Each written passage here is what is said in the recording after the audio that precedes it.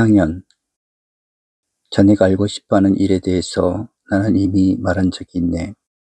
그저께 팔레온에 있는 우리 집에서 시내로 들어올 때 한 친구가 나의 뒷모습을 알아보고 농담 섞인 목소리로 소리쳤네. 이봐 자네, 팔레온의 아폴로도로스, 잠깐 기다리게. 그럴 수 없나?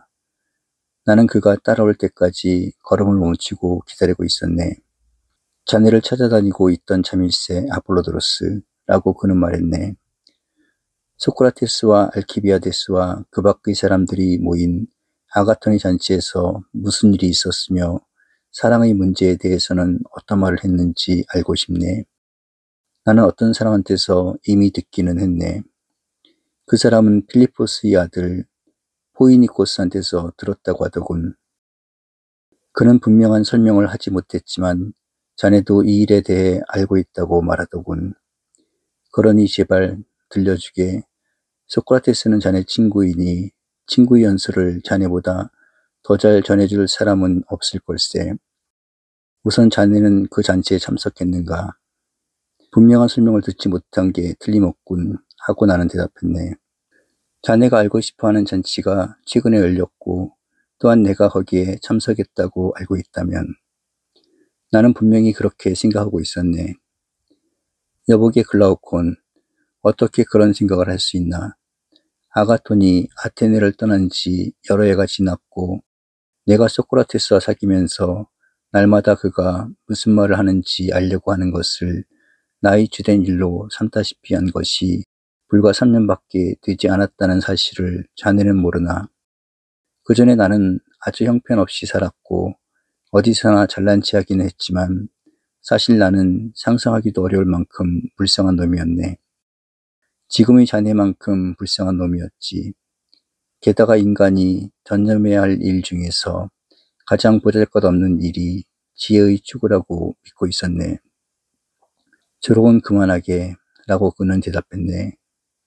그 잔치가 언제 열렸는지 말해주게. 우리가 아직 소년이었을 때의 일일세 라고 나는 말했네. 아가톤이 그의 첫 번째 비극으로 상을 타던 해의 일이니까 그의 극단원들이 그의 승리를 축하하는 감사의 제물을 바친 다음 날에 그 잔치가 열렸네. 그렇다면 아주 오래전의 일이군. 누가 자네에게 그 이야기를 해줬나? 소크라테스인가? 천만에 그렇지 않네 라고 나는 말했네. 사실은 포이니코스에게 말해준 바로 그 사람이야. 키다테나이온의 아리스토데모스라는 사람이지. 언제나 맨발로 다니는 키가 작은 사람일세. 내가 생각하기에 그는 당시 소크라테스를 가장 숭배하던 사람들 중 한 사람이었기 때문에 그 잔치에 참석했네.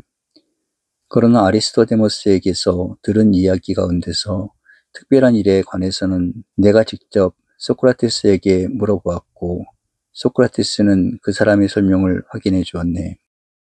그렇다면 왜 나를 궁금하게 만들고 있나? 우리는 시내로 나가는 길이니 이야기를 나누기에는 좋은 기회가 아닌가? 그래서 우리는 함께 걸으면서 그 잔치에 대해 이야기를 나누었고 따라서 내가 처음 말한 것처럼 나는 이 이야기를 할 준비가 되어 있네. 그리고 자네가 그 이야기를 듣기를 갈망한다면 나는 자네 뜻에 따라야 마땅하다고 생각하네. 사실상 내게 이익이 된다는 생각은 제쳐놓더라도 철학의 문제들에 대해서 나 자신이 말하거나 다른 사람들이 하는 말을 들을 때 나는 각별한 즐거움을 느끼네. 그러나 다른 종류의 이야기들, 특히 자네 같은 부유한 상인들이 하는 말들은 그것이 어떤 것이든 간에 나를 불쾌하게 만들고 나와 함께 있는 자네 같은 사람들을 동정하게 만드네. 실제로는 아무것도 이루는 일이 없을 때도 자네들은 굉장한 일을 하고 있는 것처럼 생각하기 때문일세. 자네들은 나름대로 나를 불쌍한 사람으로 생각할 것이고 어쩌면 자네들이 옳을지도 모르지만 자네들에 대한 나의 감정은 의견과 관계되는 것이 아니라 지식과 관계되는 것이라네. 자네는 변함이 없군, 아폴로도로스. 자네는 변함없이 자기 자신이나 다른 사람들을 비난하고 있네. 내가 아는 한에서 자네는 소크라테스를 제외하고는 자네를 비롯해서 이 세상 모든 사람이 불쌍하다고 믿고 있네. 자네가 어디서 광신자라는 별명을 얻었는지는 정확하게 알지 못하지만 어쨌든 자네의 말에는 언제나 광기가 있네. 자네는 소크라테스를 제외하고는 자네를 포함해서 모든 사람에게 격분을 느끼고 있네. 여보게 나 자신이나 자네들에 대해서 그런 의견을 고수한다는 점에서 내가 광신적이고 이상하다는 것은 아주 명백한 일이 아니겠나. 지금은 그 문제에 대해서 더는 말하지 말기로 하세. 아폴로도로스, 우리 요청에만 마음을 써서 그날의 대화를 자세히 말해주게. 그렇게 하기로 하세. 대충 다음과 같았네. 그러나 아리스토데모스가 내게 말해준 대로 처음부터 모든 일을 말하는 것이 낫겠군. 아리스토데모스에 따르면 그가 막 목욕을 마치고 나오는 소크라테스를 만났는데 신발까지 신고 있었다더군. 이 두 가지 일은 그에게는 아주 드문 일이어서 그렇게 말쑥하게 차려입고 어디로 가시는 길이냐고 물었네. 아가톤의 집으로 저녁을 먹으러 가는 길이야. 어제는 승리 축하연에 오란한 초대를 받았지만 사람들이 많이 몰려드는 것이 싫어서 가지 않았네. 그러나 오늘은 가겠다고 약속을 했어. 내가 말쑥하게 차려입은 것은 잘생긴 사람을 찾아갈 때는 이쪽도 가장 멋지게 보여야 한다고 생각했기 때문일세. 그러고는 덧붙여서 말했네. 자네는 초대를 받진 않았지만 함께 갈 생각이 없나? 그의 뜻에 따르겠다고 나는 대답했네. 그럼 같이 가세. 라고 그분은 말했네. 좋은 사람이 베푼 잔치에는 초대를 받지 않았더라도 좋은 사람들이 몰려든다는 옛말을 우리 나름대로 바꾸면 되지. 조금만 바꾸면 되니까. 사실상 호메로스가 이 속담을 역용했을 뿐 아니라 실제로 어기기도 한 것 같아.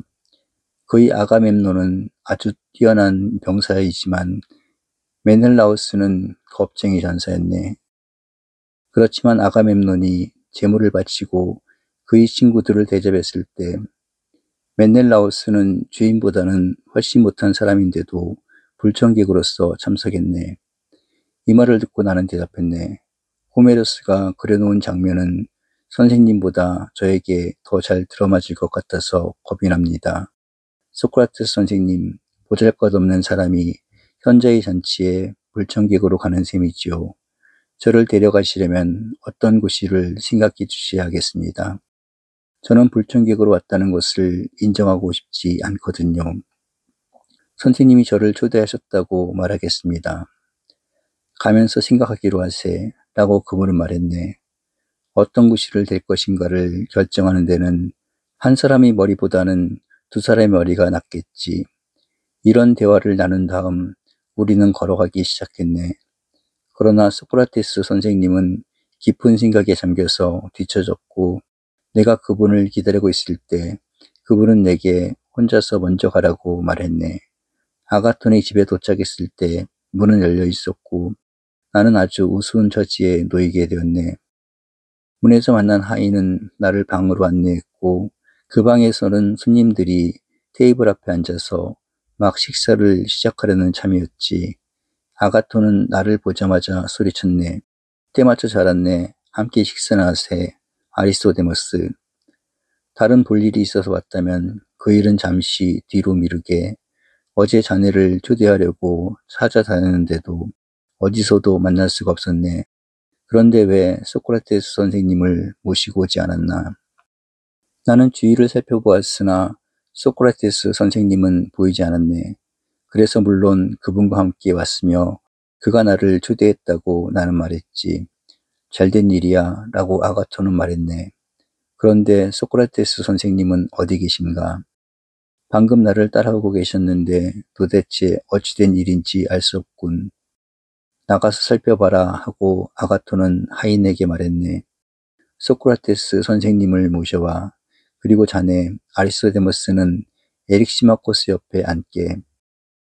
나를 안내한 하인이 내가 앉기 전에 발 씻을 물을 갖다 주었고 또 다른 하인이 와서 그분은 이웃집 현관 앞에 꼼짝도 하지 않고 서 있으며 들어가시자고 아무리 간청을 해도 들은 채도 하시지 않는다고 말했네. 이상한 일도 다 있군 하고 아거토는 말했네. 다시 가서 들어오시라고 하고 들어오시지 않겠다는 대답을 듣고 돌아오면 안 돼. 그러지 말게 라고 나는 말했네. 방해하지 말고 혼자 계시도록 하게. 그게 그분의 버릇이야. 그분은 가끔 혼자 외딴 곳으로 가셔서 무슨 일이 일어나든 꼼짝 않고 서 계시네. 틀림없이 곧 오실 걸세. 그분을 방해하지 말고 혼자 계시도록 하게. 좋아, 자네가 그렇게 생각한다면 하고 아거토는 말했네. 그러고 나서 하인에게 일렀네. 어쨌든 여기 계신 분들에게는 음식을 드려라. 너희를 간섭할 사람은 하나도 없을 테니 너희 마음대로 차려보아라.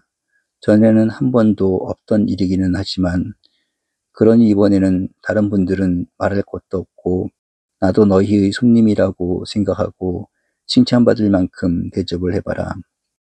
그 후에 우리는 식사를 시작했지만 그때까지도 소크라테스는 오지 않았네. 아가토는 몇 번이고 그를 부르러 하인을 보내려고 했으나 내가 말렸네. 마침내 그가 왔네. 평소에 그를 생각한다면 그렇게 늦은 것도 아니었네. 우리가 음식을 반쯤 먹었을 때였으니까. 마침 아가토는 맨 끝의 테이블에 혼자 앉아 있다가 소리쳤네. 이리 오셔서 제 옆에 앉으세요, 소크라테스 선생님. 가까이 오셔서 이웃집 현관에서 깨달으신 일을 제게도 나누어 주십시오. 분명히 선생님은 선생님의 문제에 대해 해답을 얻으셨을 것이고 문제를 말끔히 해결하셨을 겁니다. 그렇지 않다면 해답을 얻으실 때까지 꼼짝도 하지 않으셨을 테니까요. 소크라테스는 앉아서 말했네. 지혜가 물 같아서 몸의 접촉을 통해 더 많은 지혜를 가진 사람에게서 지혜를 덜 가진 사람에게 흘러 들어간다면 아주 멋질 거야, 아가톤. 마치 두 개의 잔 중에서 물이 가득 찬 잔의 물이 덜 차 있는 잔으로 털실을 통해 흘러 들어가는 것처럼 말일세. 이것이 지혜에도 해당된다면 나는 자네 옆에 앉을 특권을 아주 높이 평가하겠네. 자네의 철철 넘치는 가장 훌륭한 지혜가 내 몸에 가득 차게 될 것이 틀림없으니까. 내가 가진 지혜란 보잘것없고 꿈과 다름이 없지만 자네의 지혜는 찬란하고 앞으로 더욱더 찬란해질 걸세. 자네는 아직도 젊고 그저께는 3만 명 이상의 그리스 사람들 앞에서 그 지혜가 현란하게 번쩍이는 것을 보지 않았는가. 그만 놀리세요, 소크라테스 선생님 하고 아가토는 대답했네. 누가 더 지혜가 있는지에 대한 선생님과 저희 주장은 잠시 후에 결말을 내기로 하지요. 술의 신 디오니소스가 선생님과 저에 대해서 판결을 내려주겠지요. 우선 식사를 하세요. 소크라테스가 자리를 잡고 다른 사람과 함께 식사를 시작하자 우리는 제사술을 뿌리고 술의 신을 찬양하는 노래를 불렀으며 이런 경우에 하는 관습적인 모든 의식을 치렀고 그 다음에 우리는 술을 마시기 시작했네. 이때 파우사니아스가 먼저 말을 시작했네. 자, 여러분, 가장 편한 음주의 규칙은 무엇일까요?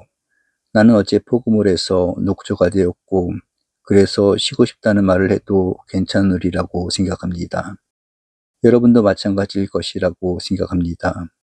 여러분도 어제 이 자리에 계셨으니까요.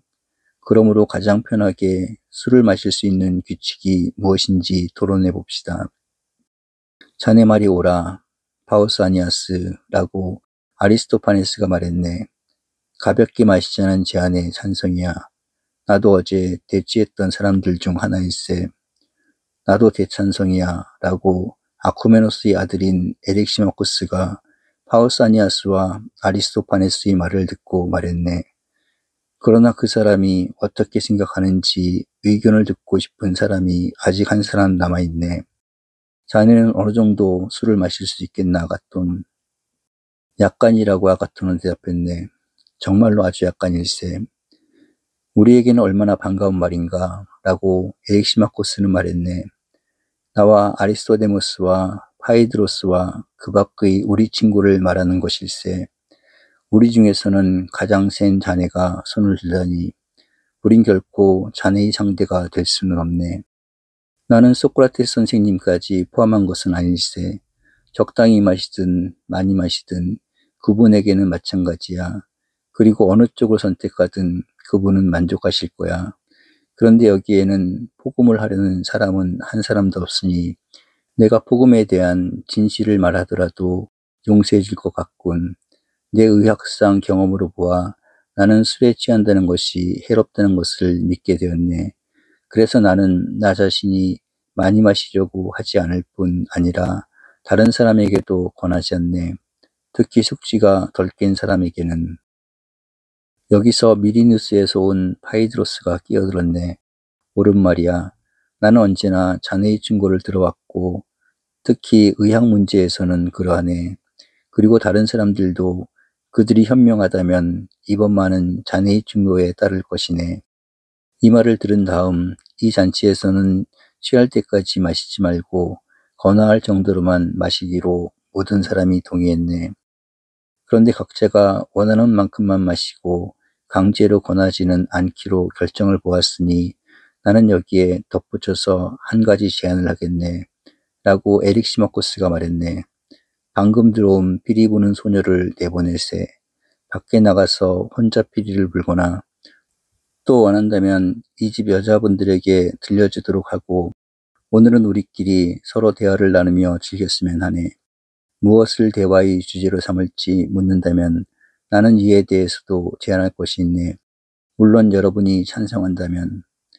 모든 사람이 들어보자고 하며 말을 계속하라고 재촉했네.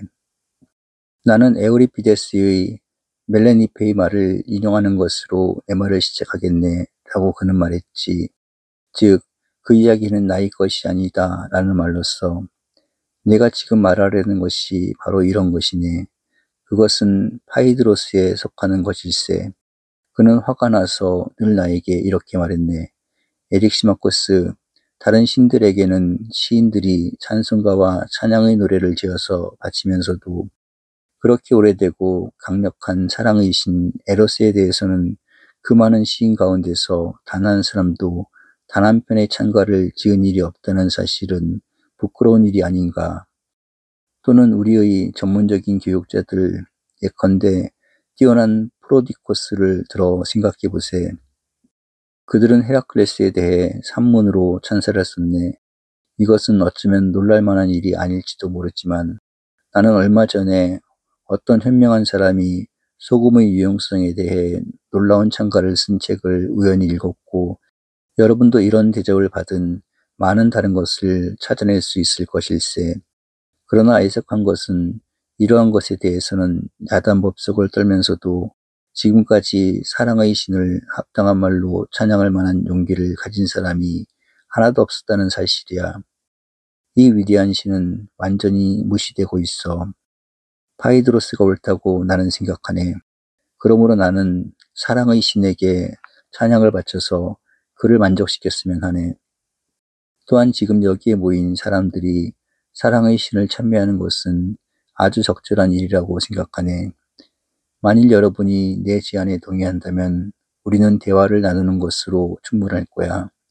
나의 제안은 왼쪽에서 오른쪽으로 돌아가면서 우리 모두가 사랑을 찬미하는 최선의 연설을 하자는 것이고 파이드로스가 먼저 시작했으면 좋겠다는 것일세. 나는 가장 왼쪽에 앉아 있을 뿐 아니라 이 문제를 처음으로 생각해낸 사람이니까.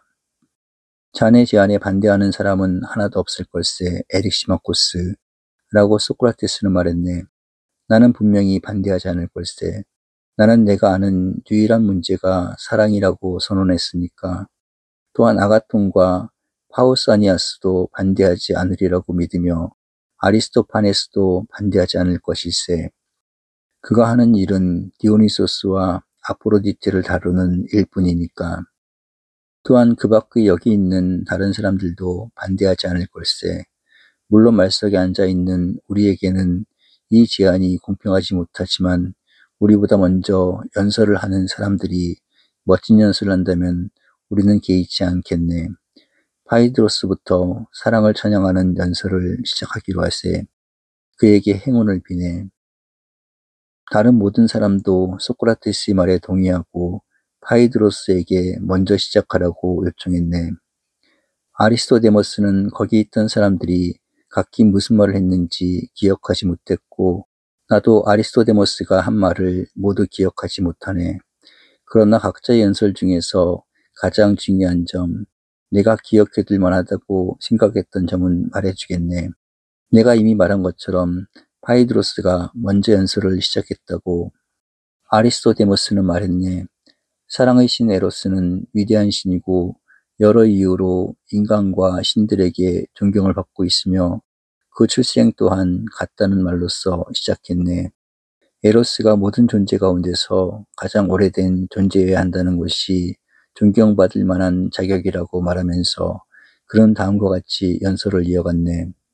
그런데 이 점에 대한 증거로서 나는 에로스에게는 부모가 없다는 사실, 그리고 어떤 문필가도 시로든 산문으로든 그의 부모에 대해 말한 적이 한 번도 없다는 사실을 지적할 수 있다네. 헤시오도스는 카오스가 맨 먼저 존재하게 되었다고 말했지.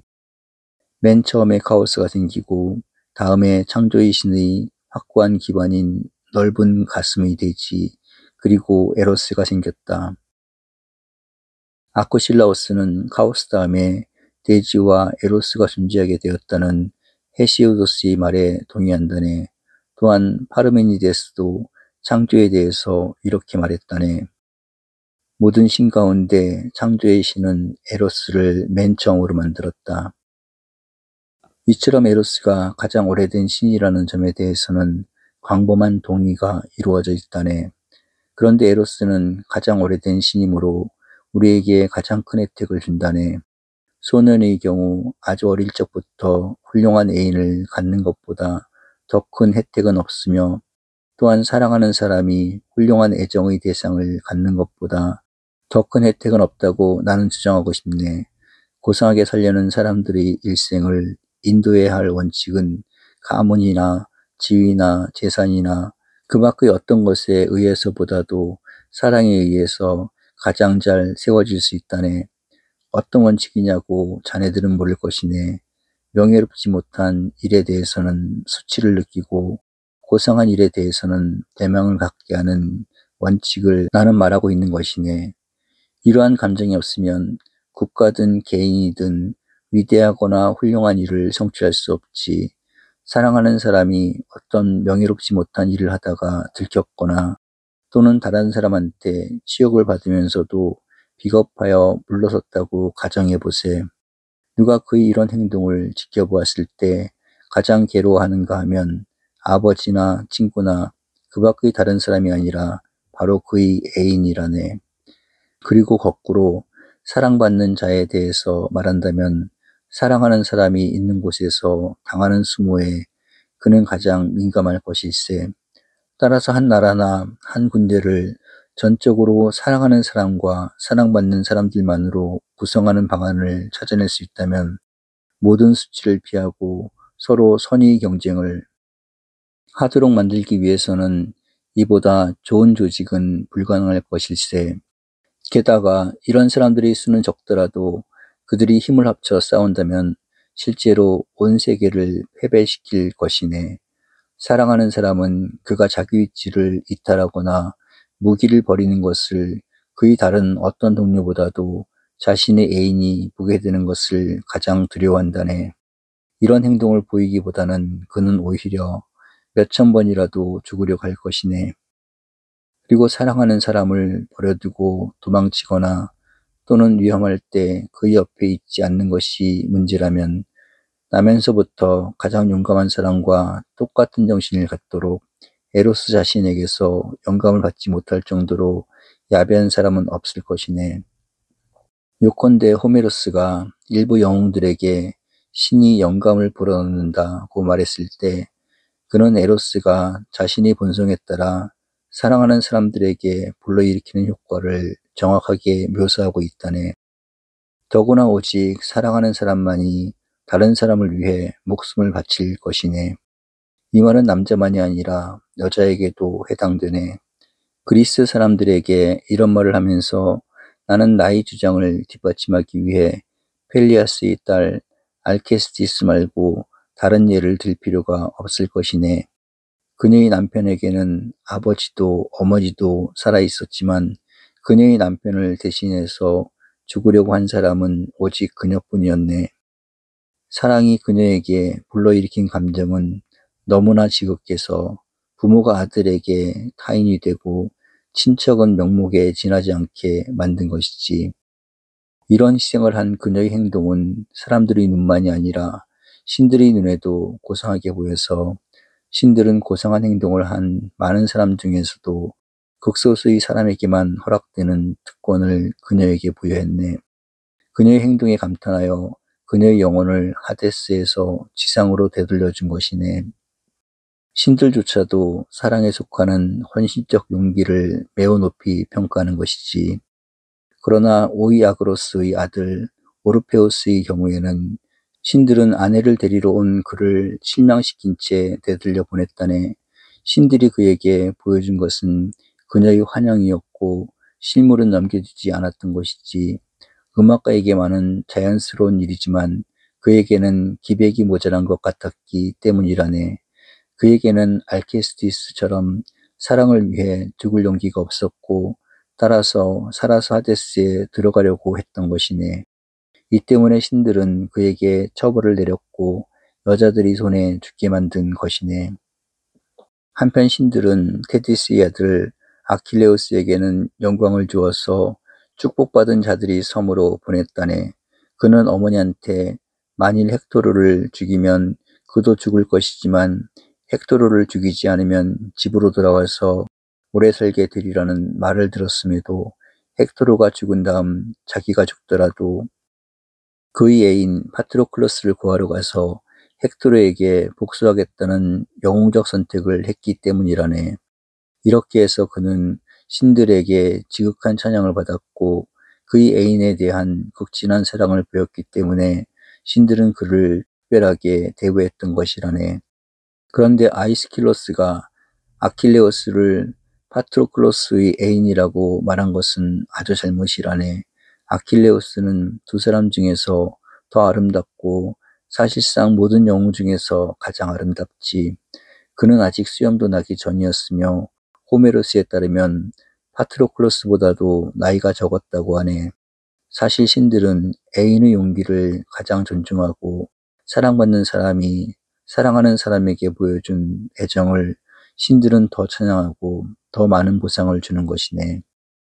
사랑하는 사람은 신적인 힘을 갖고 있으며 따라서 사랑받는 사람보다도 더욱 신적인 존재에 가깝기 때문이네.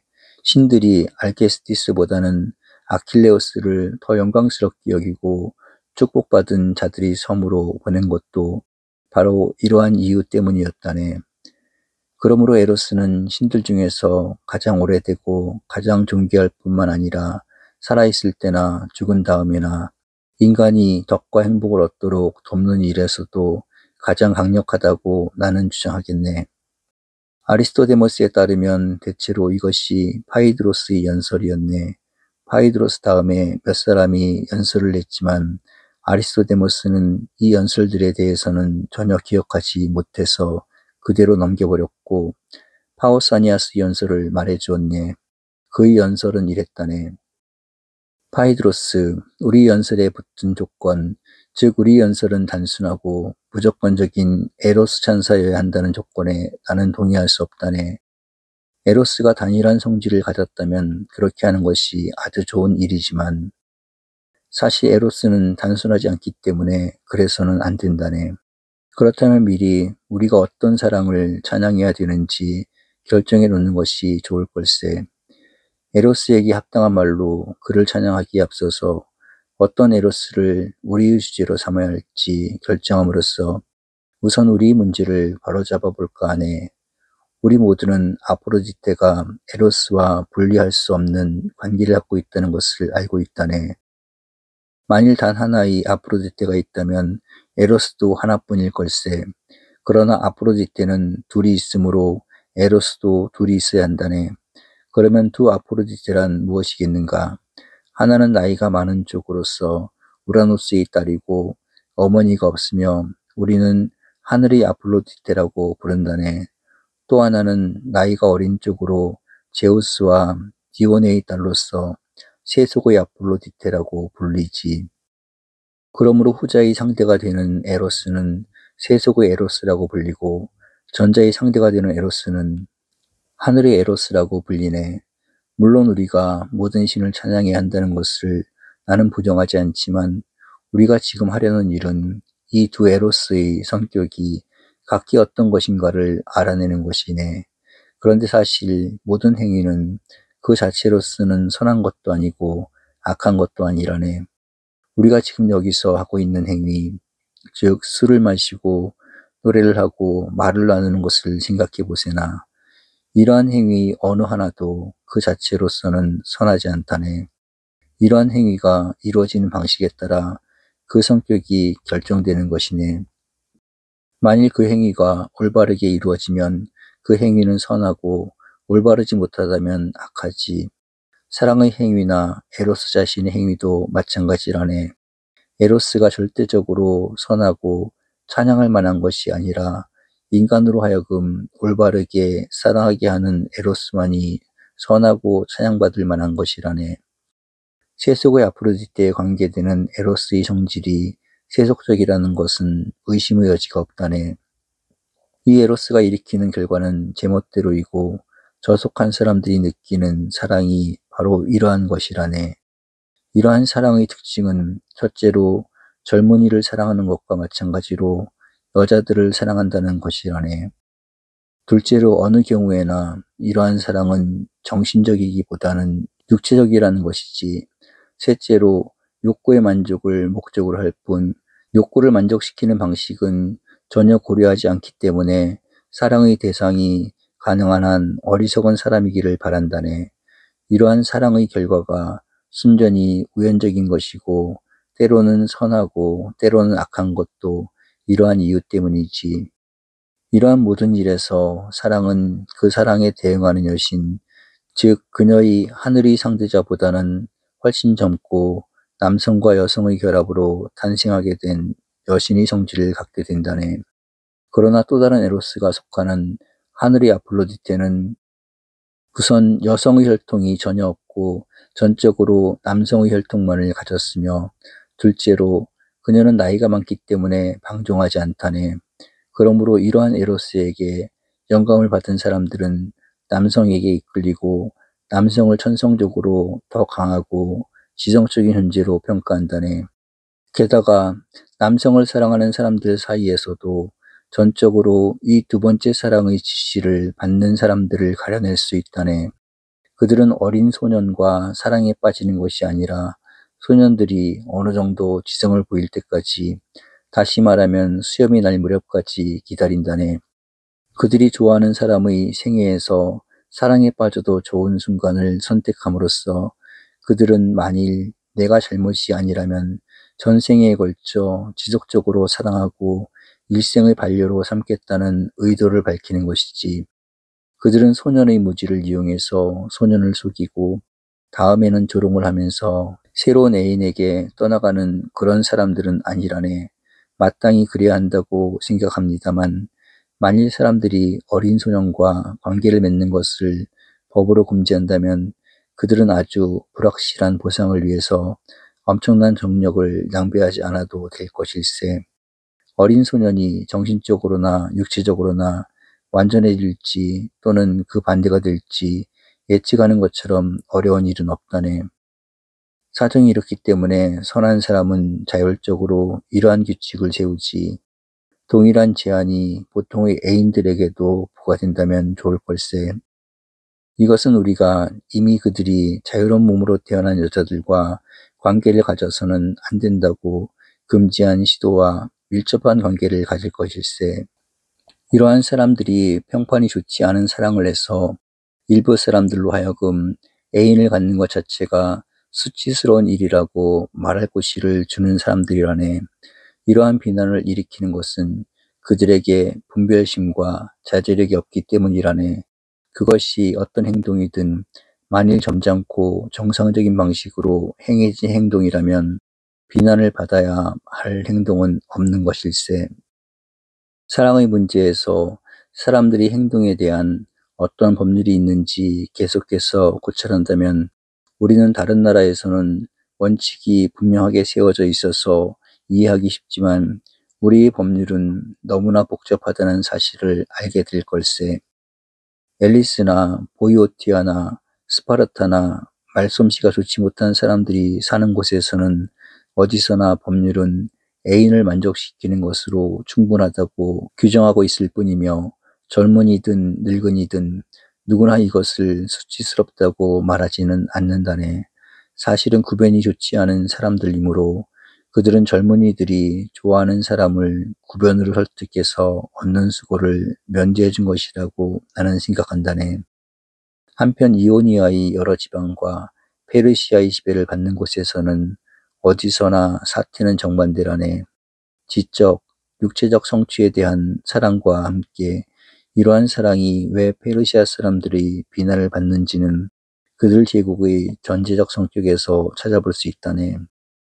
신민들 사이에서 풍부한 정신과 강한 우정 및 단결이 형성되는 것은 정부의 이익이 되지 못하지. 그런데 사랑이 바로 이러한 일을 일어나게 하는 특별한 힘을 갖고 있는 것이라네. 이러한 진리를 아테네에서 우리의 전제자들도 실제로 경험했다네. 그들이 권력을 무너뜨린 것은 아리스토게이톤의 사랑과 하르모디오스의 강한 애정이었네. 그렇다면 우리는 다음과 같이 결론을 내려도 좋을 것세. 즉, 이러한 사람을 비난하는 곳에서는 그 비난의 배후에 사람들이 열등한 성격, 지배자들이 권력에 대한 탐욕, 그리고 신민들의 비겁함이 있는 것이네. 그러나 이러한 사랑을 무조건 좋다고 하는 곳에서는 입법자의 정신적 나태 때문에 그렇게 말하는 것일세. 우리 제도는 이러한 곳들보다는 훨씬 좋지만 내가 이미 말한 것처럼 이해하기가 쉽지 않다네. 한편으로 우리 사이에서는 하나도 숨기는 것이 없는 사랑이 남의 눈을 피하는 사랑보다는 고상하다고 생각되며 가령 그들이 외모에서는 뒤떨어지더라도 가문이나 덕이 가장 뒤떨어진 사람들을 사랑하는 것을 높이 평가한다네. 이외에도 사랑하는 사람들이 받고 있는 보편적인 격려는 사랑하는 사람들에게는 어떤 오명도 해당되지 않는다는 증거라네. 사랑에서의 성공은 영광스럽고 수치스러운 것은 오직 실패뿐이라네. 우리는 사랑하는 사람의 애인을 얻기 위한 아주 이상한 행동, 다른 목적으로 했더라면 가장 가혹한 비난을 받았을 행동을 관용할 뿐 아니라 심지어 찬양하기도 한다네. 예를 들어서 어떤 사람이 돈을 얻거나 공직을 얻거나 또는 어떤 다른 권세의 자리를 얻을 목적으로 애인이 그가 좋아하는 사람에게 한 것과 똑같은 행동을 했다면, 즉 그의 요구를 들어달라고 애걸하고 빌고 엄숙한 약속을 하고 문간에 눌러붙어 있고 어느 노예도 생각할 수 없는 천한 일을 자진해서 한다면 그는 적들과 친구들한테서 그러한 행동을 하지 말라는 제지를 받을 걸세. 그의 적들은 그가 비굴하고 기계가 없다고 욕을 할 것이고 그의 친구들은 그에게 좋은 충고를 하며 그의 행동이 부끄러워서 얼굴을 붉히고 말 걸세. 그러나 사랑하는 사람의 경우엔 이러한 행동을 하더라도 그것이 매력을 배가하며 우리 기준으로는 그의 행동은 수치스러운 것이 아니라네. 우리는 그가 하고 있는 일이 매우 고상한 일이라고 인정하기 때문이지. 이러한 일들 중에서도 가장 이상한 것은 사랑하는 사람은 오직 사랑하는 사람만은 거짓 맹세를 해도 괜찮다고 하는 일반적인 확신이라네. 사랑하는 사람의 맹세는 맹세가 아니라고 사람들은 말한다네. 그러므로 우리 방식에 따르면 사랑하는 사람은 신과 인간에게서 최대의 자유를 허락받았음을 알 수 있지. 그리고 이 나라에서는 사랑을 하고 애인에게 상냥함을 보이는 것은 아주 좋은 일이라고 생각한다고 자연스럽게 결론을 내릴 수 있을 걸세. 그러나 이러한 감정을 품은 소년들을 그들의 부모가 가정교사의 감독 밑에 두고 가정교사에게 애인과 어떤 연락도 하지 못하게 하라는 지시를 내리고 애인과 어떤 연락이라도 하면 그의 동년배와 친구의 괴롭힘을 받으며 어른들이 이렇게 괴롭히는 것을 말리려고 하지도 않고 비난하지도 않는다는 사실을 고려한다면 우리는 앞서와는 반대되는 결론에 이르게 되고 우리 사이에서는 이러한 사랑이 매우 수치스러운 일로 여겨지고 있다고 짐작할 수 있다네. 사실은 이렇다고 나는 믿고 있다네. 내가 앞에서 말한 것처럼 사랑의 문제에서는 절대적으로 옳은 것도 절대적으로 옳지 않은 것도 없으며 모든 일이 그때그때의 사정에 달려있다네. 나쁜 사람을 나쁜 방식으로 받아들이면 옳지 못하고 훌륭한 사람을 훌륭한 방식으로 받아들이면 옳은 것이라네. 나쁜 사람은 보통의 또는 저속한 애인, 즉 영혼보다는 오히려 육체를 사랑하는 애인이라네. 그가 사랑하는 것은 항구적인 것이 아니기 때문에 그의 사랑은 불변하는 것이 아니지. 그가 사랑하던 육체적인 아름다움의 꽃이 시들기 시작하자마자 그는 마치 꿈처럼 사라져버리며 그의 온갖 고백과 약속은 무와도 같다네. 그러나 고상한 천성을 가진 A는 그가 집착하는 것이 항구적인 것이기 때문에 평생 동안 애인에게 충실하다네. 따라서 우리 관습의 목적은 애인들을 철저하게 시험하려는 것이라네. 올바른 애인은 결국 만족을 얻고 올바르지 못한 애인은 제거되도록 하기 위해서 우리 관습은 사랑하는 사람은 쫓고 사랑받는 사람은 달아나도록 하고 있는 것이지. 사랑하는 사람과 사랑받는 사람이 각기 어떤 종류의 애인에 속하는지 결정하기 위해서 일종의 경쟁을 시키는 것이란 말일세. 이것이 바로 다음과 같은 두 가지 일은 부끄러운 일이라고 하는 우리의 일반적인 감정의 배후에 놓여 있는 동기라네. 즉 너무 빨리 애인에게 사랑을 허락하는 것은 부끄러운 일이라네. 대부분의 일에서 가장 좋은 시금석이 되는 시간이 지나가기를 기다려야 하는 것이지. 둘째로 애인의 부나 권세를 보고 사랑을 받아들이는 것은 부끄러운 일이라네. 애인이 겪게 되는 어려움 때문에 깜짝 놀라서 이를 견뎌내지 못하거나 또는 애인이 제공하는 물질적, 정치적 이익에 저항할 수 없게 되기 때문일세. 고상한 우정이 부나 권세를 바탕으로 해서 성립될 수 없다는 사실은 더 말할 것도 없는 일이지만 부나 권세는 안정된 것도 아니고 지속적인 것도 아니라네. 우리 원리에 따른다면 애인이 사랑하는 사람을 명예롭게 차지할 수 있는 오직 하나의 방법이 있다네. 사랑하는 사람은 애인을 위해서 부끄러운 아첨이라는 말을 듣지 않고 어떤 형태의 고역이라도 치를 수 있는 것처럼 명예롭지 못한 일로 여겨지지 않는 또 하나의 자발적인 고역의 형태, 오직 하나의 형태는 자기가 사랑하는 사람을 위해서 덕을 쌓는 어려움을 견뎌내는 것이라고 우리는 주장하고 있지. 어떤 사람이 다른 사람의 뜻에 따름으로써 지식의 분야나 그 밖의 어떤 덕에서 더 훌륭해질 수 있으리라고 믿었기 때문에 다른 사람의 뜻을 받아들인다면 이러한 자발적인 순종은 우리 기준에서는 결코 불명예도 아니고 골정도 아니라네. 사랑하는 사람과 그의 애인의 관계가 명예로운 것이라면 내가 지금까지 말한 두 원칙, 즉 소년을 사랑하는 사람의 행동을 다루는 원칙과 지혜나 그 밖의 덕에 대한 욕구와 관련된 원칙은 하나로 합쳐져야 하겠지.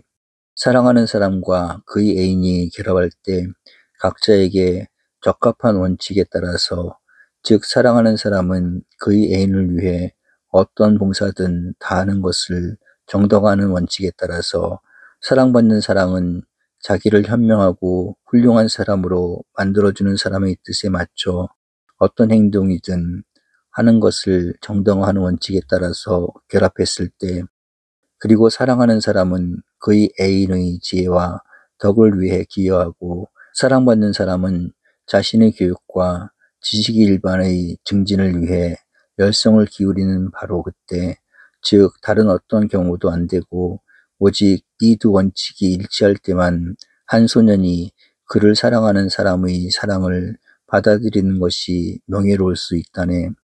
이러한 경우에는 속는 일이 있다고 하더라도 수치가 아니며, 한편 이 경우를 제외하고는 소년이 속았든 그렇지 않든 간에 불명예라네. 어떤 소년이 자기를 사랑하는 사람이 부자라고 믿고 그에게 호의를 보였으나, 자기를 사랑하는 사람이 가난하다는 것이 밝혀져서 이득을 얻으리라는 희망이 깨졌다고 가정해 보세나. 그렇다고 하더라도 이 소년은 명예를 상실한다네.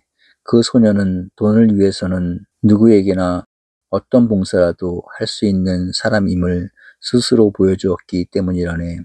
그러나 동일한 논법에 따라서 어떤 소년이 자기를 사랑하는 사람이 훌륭한 사람이고 그와 사귐으로써 자신도 더욱 훌륭한 사람이 되리라고 믿고 호의를 보였으나, 그의 애인이 나쁜 사람이고 장점이 없는 사람임이 밝혀져서 실망했다면 그가 속기는 했더라도 불명예는 아니라네. 또한 그는 덕을 쌓고 자기를 더 훌륭한 사람으로 만들기 위해서는 누구를 위해서나 무슨 일이든 하려는 참된 성질을 보여준 것이라네. 이보다 명예로운 일은 없을 걸세. 그러므로 덕을 얻기 위해 애인의 뜻에 따른 것은 어느 경우에나 명예롭다고 결론을 내릴 수 있지. 이것은 하늘의 여신과 관련되는 천상의 사랑이고, 사랑하는 사람이나 사랑받는 사람이나 덕을 얻기 위해 노력하도록 하는 것이기 때문에 나라와 개인을 위해서 가치 있는 사랑이라네. 사랑의 그 밖의 모든 다른 형태는 세속의 아폴로디테에게 속하는 것이라네. 파이드로스, 이상이 사랑의 문제에 대해서 지금 이 자리에서 내가 당신에게 조력할 수 있는 최선이라네. 파우사니아스가 말을 끝내자 아리스토데모스에 따르면 아리스토파네스가 말할 차례가 되었네. 그러나 그는 포식 때문인지 또는 다른 원인 때문인지는 모르겠으나 딸꾹질을 하고 있어서 연설을 할 수가 없었다네. 그래서 그는 바로 옆에 앉아있는 의사 에릭시마코스에게 말했네. 에릭시마코스, 딸꾹질을 먹게 해주거나 아니면 딸꾹질이 멎을 때까지 나를 대신해서 연설을 해주게. 두 가지를 다 해주지 하고 에릭시마코스는 대답했네. 자네 대신 내가 연설을 할 테니까 자네는 딸꾹질이 먹거든 내 대신 하게. 딸꾹질에 대해서는 내가 말을 하는 동안 한참 숨을 쉬지 말게. 그래도 멎지 않으면 물로 양치질을 하게. 그렇게 해도 딸꾹질이 심하거든 코를 간지럽혀서 재치기를 하게. 한 번 또는 두 번 재치기를 하면 딸꾹질이 아무리 심하더라도 멎을 거야. 잘 알았네. 그렇게 하지. 하고 아리스토파네스는 말했네. 그럼 자네 연설을 시작하게. 그래서 에릭시마코스는 이렇게 말했네. 파우사니아스의 논의는 시작은 아주 좋았지만 적절한 결론에 이르지 못한 것 같네. 그러므로 그의 논의의 끝을 제대로 맺는 것이 내게 주어진 책임이라고 생각하네. 그가 두 종류의 사랑을 구별한 것은 내 의견으로는 아주 옳았다고 생각하네. 그러나 의사인 내 직업적 경험에 비추어 본다면 사랑은 인간의 영혼 속에서만 작용하는 것도 아니고 아름다운 소년만을 대상으로 삼는 것도 아니라네.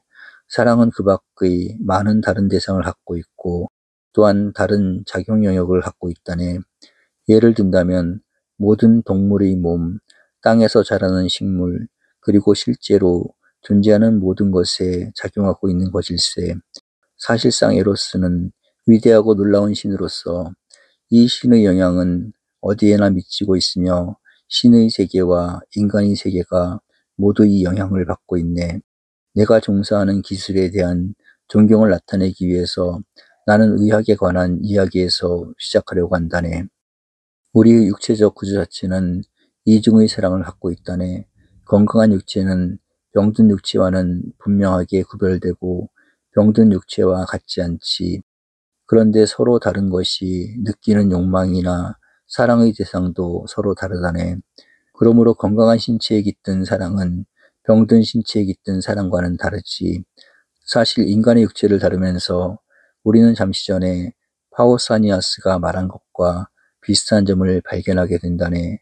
덕 있는 사람의 사랑을 받아들이는가 또는 악한 사람의 사랑을 받아들이는가에 따라서 명예와 불명예가 결정되는 것처럼 좋은 의사의 의무는 육체의 건전하고 건강한 부분을 만족시켜주고 건전하지 못하고 병든 부분을 억제하는 것일세.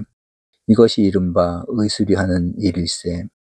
한마디로 말한다면 의학이란 충만과 배출과 관련하여 육체에서 작용하는 사랑의 원리에 대한 지식이라네. 가장 솜씨 있는 의사는 이러한 영역에서 고상한 사랑과 비천한 사랑을 구별할 수 있는 의사이고, 비천한 사랑을 가진 육체를 고상한 사랑을 가진 육체로 바꿀 수 있고, 사랑이 깃들어 있지 않으나 사랑이 필요한 육체에 사랑이 깃들게 하고, 사랑이 이미 존재하는 경우에는 사랑을 깃들지 않게 할 수 있는 사람은 훌륭한 의사가 될 걸세. 그는 서로 가장 적대적인 요소들을 서로 애착을 갖고 사랑하는 요소들로 만들 수 있어야 한다네.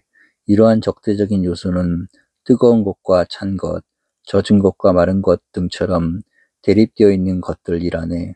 이러한 것들 사이에 사랑과 조화를 창조하는 방법을 알 수 있었기 때문에 우리 시조 아스클레피오스는 이 자리에 있는 시인들이 그렇게 말하고 나도 그렇게 믿는 것처럼 우리의 기술을 상시했던 것일세. 따라서 되풀이해서 말하지만 의술은 전적으로 에로스 신의 지배를 받고 있다네. 그리고 체육과 농업도 마찬가지라네. 이 말이 음악에도 해당된다는 사실은 음악에 조금이라도 관심을 기울여 본 사람은 누구나 다 알 걸세. 활이나 하프의 줄처럼 통일체는 변화함으로써 자기 자신과 일치한다고 헤라클레이토스가 말했을 때 비록 말의 선택은 아주 나빴지만 아마도 헤라클레이토스도 그런 말을 하려고 했을 걸세. 물론 화음이 불협화음이라고 하거나 또는 화음을 이루기 전에는 아직도 충돌하고 있던 요소들로 화음이 이루어졌다고 말하는 것은 매우 비논리적이라네. 그러나 아마도 그가 말하고 싶었던 것은 음악의 기술에 의해서 처음에는 충돌하던 요소들이 다음에는 일치하여 조화를 이루게 된다. 다시 말하면 고음과 저음이 조화를 이루게 된다는 사실일 걸세. 고음과 저음이 충돌하고 있는 한 고음과 저음의 일치는 불가능하다네. 화음은 조화이고 조화는 일종의 일치인데 조화를 이루지 못한 요소들이 충돌하고 있는 한 거기에는 일치가 있을 수 없기 때문이네. 그러나 리듬이 빠른 음과 느린 음, 즉 처음에는 충돌했으나 다음에는 일치하는 요소들이 결합으로 이루어지는 것처럼 충돌하고 일치하지 못하는 것을 조화시킨다는 것은 가능하다네. 의술이 다른 분야에서 하고 있는 것처럼 음악도 서로의 사랑과 공감을 불러일으킴으로써 충돌하고 있는 요소들 사이에 일치를 이루게 하는 것일세. 음악은 나름대로 하모니와 리듬이라는 영역에서 사랑의 원리를 인식하는 것이라고 말할 수 있다네.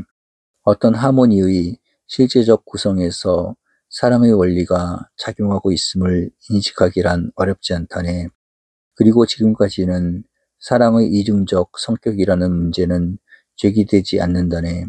그러나 작곡이라고 알려진 과정을 통해 하모니를 만들어내거나 멜로디나 운율을 이른바 교육에서 올바르게 사용하는 경우 리듬과 하모니가 인간에게 미치는 영향을 다뤄야 할 때는 어려운 문제가 생기고 솜씨 있는 예술가가 요구되는 것일세.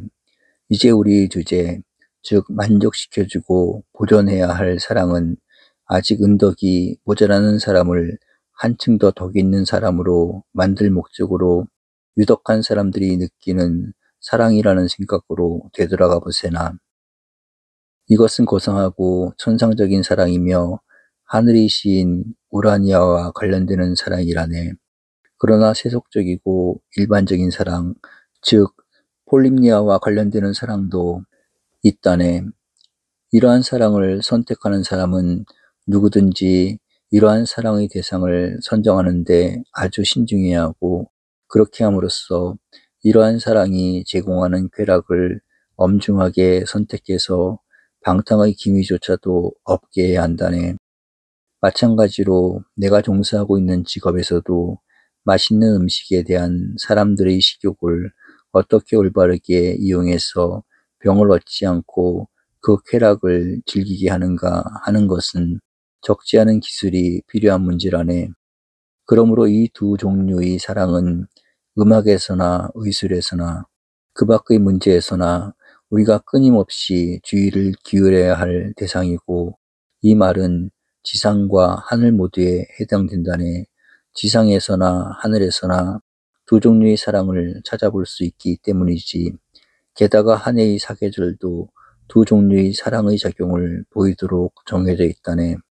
앞에서 내가 말한 요소들, 즉 뜨거운 것과 찬 것, 마른 것과 젖은 것 등이 절제 있는 사랑을 통해 합쳐지고 적절한 비율로 조화롭게 결합할 때 인간을 비롯한 그 밖의 동물과 식물은 번창하고 건강하며 해를 입지 않는다네.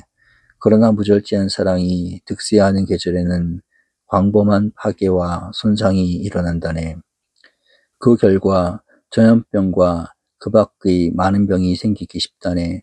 그리고 서리와 우박과 충에도 이러한 사랑의 영향 밑에서 각 요소들이 무절제하게 서로 공격한 결과일세. 별의 운행과 계절에 이러한 사랑이 영향을 미쳐서 일어난 결과를 연구하는 학문을 천문학이라고 부른다네. 또한 점술의 범위에 드는 모든 재물과 행동, 이것은 신들과 인간의 상호관계라는 문제 전체와 관련되는 것이라네. 모든 재물과 행동은 사랑의 보존 또는 사랑의 치유를 목적으로 한다네.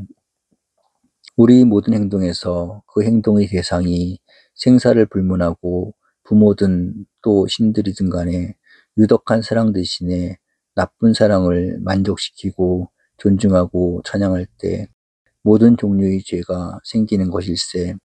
이러한 문제에서 두 종류의 사랑을 감시하고 필요한 경우에는 치료를 해주는 것이 점술의 기능이라네. 점술은 신들과 인간들 사이에 호의를 확고하게 만드는 기술이지. 점술에서는 인간 생활에서 유독하고 신을 두려워하는 행동을 하게 하는 사랑의 원리가 이해되고 있기 때문이라네.